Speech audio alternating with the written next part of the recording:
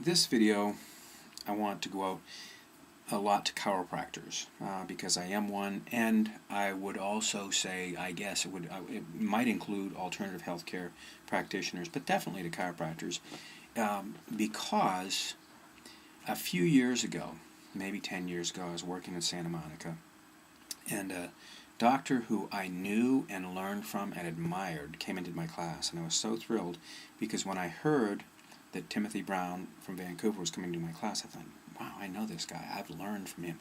I've been in a classroom where he has taught. And before the class started, I walked into the lobby, and there was Tim Brown sitting. I walked up and I said, Tim Brown. He said, I presume you're Mick. And I said, that's got to be the difference. I know you.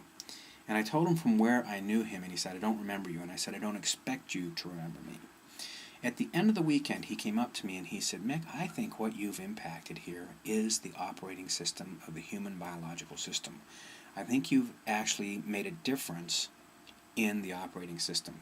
And for a while we called my work OS-H, Operating Systems Happiness. And then we looked at the distinction between the two operating systems, the pristine operating system, the one that we know, that we want to come running on the planet with, that's based on unconditional love, trust, fun, all of those things. And the other one, which is a learned, based on fear, sadness, all of the things that we learn and are less than efficient. I'm not making them wrong. I think that we really need to go through those things, and a lot of times they're really, really relevant in our lives.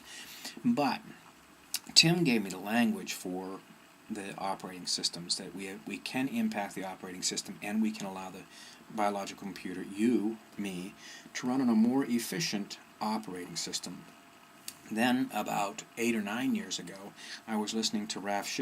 Schiffo, the late Dr. Schiffo, talking about my work to somebody, and he said, what Mick has developed is the software for the hardware component of chiropractic.